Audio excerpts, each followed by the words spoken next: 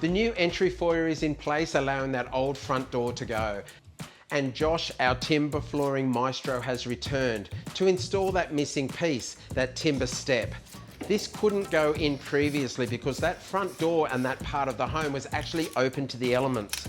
Now that the entry foyer is complete, that area of the home is watertight, and the new timber step blurs the lines between old and new. It's also time for the Snedden Brothers team to come back on site, reuniting the inside and outside with our beautiful coats of white. But one big colourful statement that Sandro and I saw in so many homes when we visited Palm Springs was on the front doors. What colour our front doors should be. I've referred to lots of photos that we took ourselves when in Palm Springs, and narrowing that down, there were two facades that I keep looking back at. One of them has an amazing pink door and a Cadillac to match. The other has a yellow door. Now, Sandro has an aversion to the colour pink, so that was out of the question. Yellow it is. I've actually referred to that particular facade many times to help me hone in on decisions, and now we're adding those yellow doors. I'm so excited. But what yellow? Now, Taubman's actually has a huge range of yellows, but I was after a specific shade. I got to work with the science team at Taubman's for them to create my own yellow. It's not too orange, it's not too creamy. I think it's just right. In fact, I'm so excited because I also get to name it. But what name should I give it? James Yellow? Treble Yellow? Not quite right. The name for our new yellow, and a yellow that you could use on your own home as well, is Taubman's Umina Springs. Can you tell I'm excited? As the final touches go into place, like door handles and light switches, our entry foyer is almost complete. Hang on, almost. We still need a new roof. Julian and his team have arrived back on site to some very different weather. It was pouring with rain when they installed the main roof, and yet they did such an outstanding job. This time, it's just a small job to install the roofing onto our new entry foyer. It's unifying that new part of the home with the existing home.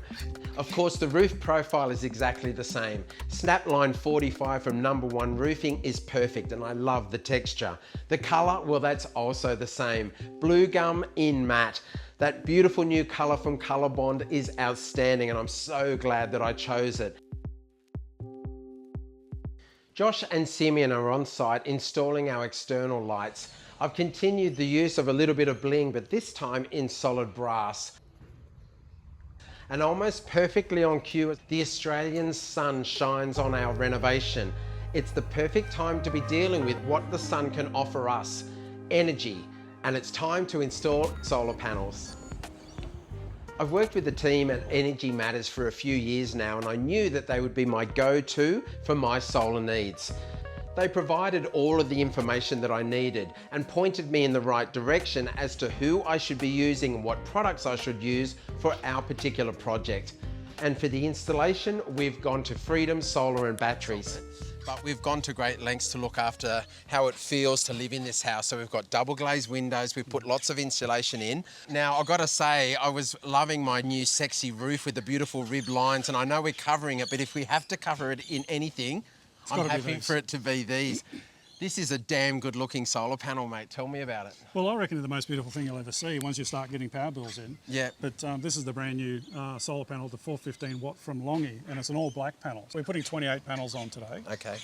Which will bring us to about 11 kilowatts. I'm gathering that I'm holding this little thing because this is the fitting. Yeah. So this is the new interface kit from S5, and that's rated for all of the wind, like anything that the nature could throw at this house, that will handle. Normally we would have a much bigger bracket that fits on that, but that direct mount system gets the panel right down snug to the roof, which just makes it look so much more sleek. One of the big things is OH&S. We've got to have safety on site. We've been like this all the way through. We use a number of these clamps to hold a bracket down, and that's where their tethers are connected to. And we've got a series of those up on the roof.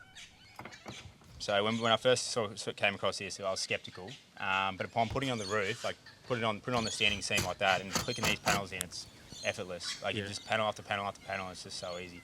So you've done most of it today. You got the inverter in and most of the solar panels are on. A little bit of work tomorrow? Yeah, generally these jobs take 1 to 2 days, but yeah, we'll come back tomorrow morning and finish it off. The sun power gets transformed into electricity into the house, and that comes through an inverter. Yep. This is what they call the engine of a solar system. Okay. So this is a 8.5 kilowatt inverter. We're consuming a lot of these now in Australia, aren't we? And we're probably leading the world per capita. Sure. With solar uptake. I know dealing with the guys at Energy Matters helped put us all together, and we've got a few different teams coming on board, but you deal with those difficult clients like me who want as much power as I get, but I want to see as much of my roof as I can get as well. Is that normal to try and sort of do a bit of a design that fits that? Yeah, we do, and it's becoming easier with much larger output panels. Physically, they're not much different to what they were 5 years ago. They're just becoming more powerful. But the efficiency they've made some really good jumps in efficiency. We're creating a house that we want to enjoy for many years to come, and part of that future-proofing is to be able to prepare for an electric car. I don't have one now. It's definitely on the radar. So this is also giving me the ability to be able to connect a charger, so when I can get one, I can connect one on, and we're doing that. It's very exciting. Yeah, through the day, you're going to have surplus solar energy. You won't be able to use all that energy that you generate through the day, so that surplus energy that you're generating goes to the car and doesn't get exported to the grid. So you're sitting there charging your car for free. Yes. Doesn't that sound good? No fuel costs. Yeah. How many years do you think you're having energy savings to pay for the system that you're putting on to give you that return? Is that still realistic? Yeah, so on a solar system alone, it's 3 to 4 years. Yep. And that's a pretty remarkable return on the investment. I think it's amazing. When you add a battery to that, Sure. because of the extra cost of the battery, you're probably going to push that out to 8 years. Yep. Which again, in today's market, is a pretty remarkable return on your investment. Sure. The panels are beautiful. The fitting is fantastic. We were excited to have you guys coming here and knowing that it's going to make this house just so much more efficient to run and help us future-proof this house. I'm really happy to have you here, mate. Thanks so much. Thanks for having us. We're pumped to do it for you.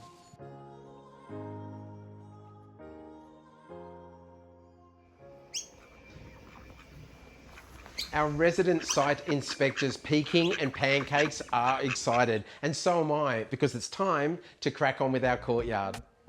This is one of those great Aussie inventions, the Hills hoist, and it definitely wasn't going to go anywhere as part of this renovation because it was in such good nick. Plus, it's also so practical and that iconic Australian thing. I've been giving it a rub down with the steel brush and the broom. I'm going to give it an etching primer, but of course this is a renovation where everything happens at once, and the boys have turned up now to start putting the dichondra between these stepping stones, so we're going to play a little bit of tic-tac-toe as we both get our jobs done. Whilst Sandra and Paul were both happy to continue the use of the white pebbles, well, it's actually a white gravel, I wanted to install something softer in the courtyard. I thought putting green between the pavers there will actually make that space a little bit cooler. After all, that part of the home does face west. Possibly in a glass house by the amount of density. It almost looks like alfalfa that you buy in the supermarket. It's giving that instant effect because it's already ready-made. Now, we could have gone for a smaller stock here and planted it out, but it would have taken quite a while to get that finished effect. And at this stage of the game, we're so close to finishing that I just want the instant wow factor in this little space. Now, dichondra is actually a weed, but gee, it's a good looking one. Jack the plumber is also back, installing some additional plumbing to our courtyard for something quite special. And it's time now to install our brand new Parisi outdoor shower. This striking stainless steel piece of tapware is definitely going to be a standout element in our courtyard, but it's also a practical one. With the beach only 7 minutes walk away, we don't want all of that sand on our bodies to come into the house. It's connected to both hot and cold, so we can use it in all seasons, plus it has a foot spray. How functional is that? I'm excited to see the Hills hoist back in place, but I also knew that I was always going to add a punch of colour. Repeating our U- Springs yellow from the front doors. It's going to take a few coats, but it's already looking fantastic. One feature that I knew Sandra wanted in our home from day one was a pizza oven. Of course, he's Italian, but all of us love pizzas. Now, there are pizza ovens, and then there's a Gosni. It's the sexiest pizza oven you have seen. Our pizza oven arrives and it's olive green. I can't wait to install it into our alfresco. I can almost smell the quattro formaggi. What are you doing, James? I'm killing myself. I'm just digging out the really old concrete posts from the original fence, the side fences, because we've got a brand new ColourBond fence going in, and it's going to transform this property and just finish the total renovation, and the neighbours are as happy as we are. With our renovated house and our gardens looking so crisp and new, it's easy to see that our existing fencing is letting the team down. And of course, for our location, we want a fence that is good looking, requires no maintenance, and is built to last. So it's going to be ColourBond. The old fence came down quite easily, and we actually stacked the timber on either side of the block. And believe it or not, within about an hour, all of the timber was gone. The measuring and ordering for our new fence has already taken place, and all of the parts have been delivered on site. Fortunately for Brent and his team, we are on sandy soils here in Umina, so it's not that hard to dig out the footings. String lines are put in place to make sure that our new fences are perfectly plumb, and away they go.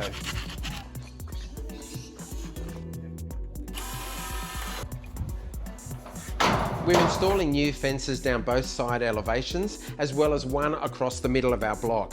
This is allowing us to separate the home from the backyard, and it's here that we are going to be installing a brand new granny flat in the near future. Stay tuned.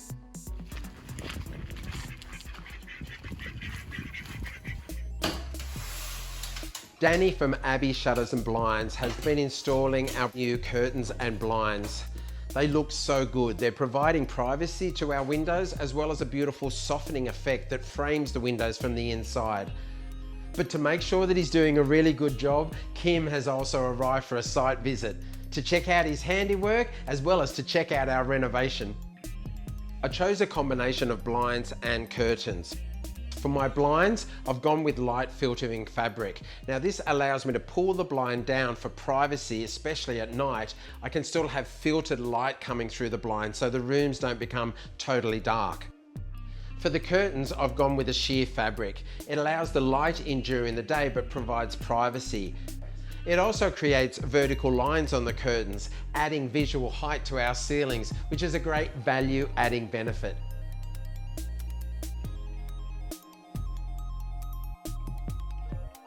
For a full list of all of the materials and finishes that we've used throughout this renovation, as well as some bonus videos, it's easy. Just go to jamesboughthouse.com.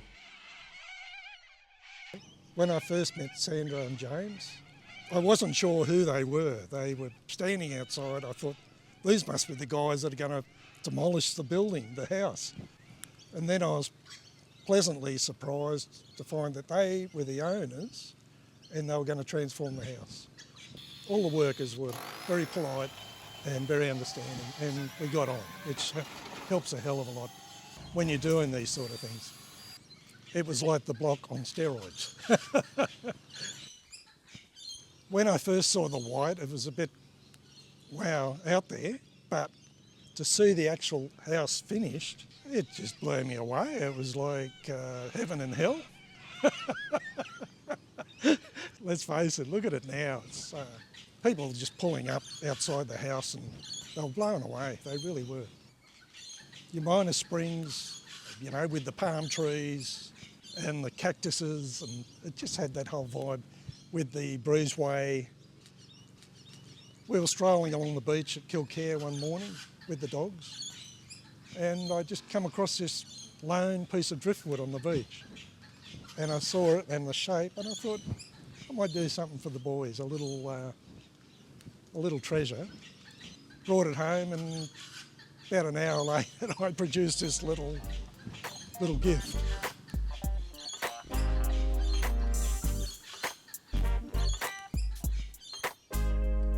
I've installed 3 round white pots into the articulation within that front fence. It's the perfect location for some statement plants, further elevating and accentuating that Palm Springs feel.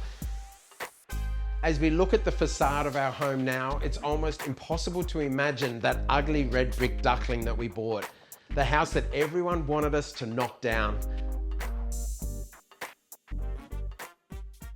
A renovation is like any relationship. The aim is to live happily ever after. It's hard work, that's the reality. When we disagreed, James got most of the decisions going his way. But it is more important to him than it is for me. All I wanted was a practical home. A home that was easy to live in, easy to clean, easy to maintain. I got it. Sometimes I did challenge James just for the sake of it, just for fun. We did decide we weren't going to film our argument. We should have, because and yes, it has been fun. There's been dark moments. I wasn't prepared to what it takes to renovate, but look, ultimately we're here. We have invested lots of money, lots of time, lots of energy into this project. It's all beautiful, even better, it's all practical. It's lovely to live in, and we always knew we weren't going to end up with a mansion. We never started with a mansion, it's just a humble 3 bedrooms home. The intention wasn't to make it into a mansion. The intention was to make it into a home that we'll be very happy to spend time in. We got what we asked for. James has a great experience, has a great practical knowledge and understanding. The house is beautiful, but there's much more to it. And so the trades have gone. I don't miss them. Nice guys, yeah, but... The day has finally arrived. All of the renovation work inside and out is complete. All of the tradies have left the site. On the next and final episode of James Bought a House, it's time to add the final layer. The furniture is being installed, all of the decor items. It's our chance to bring each area of the home to life, to create that beautiful Umina Springs feel that we've been working so hard to create. And I can't wait to share it with you.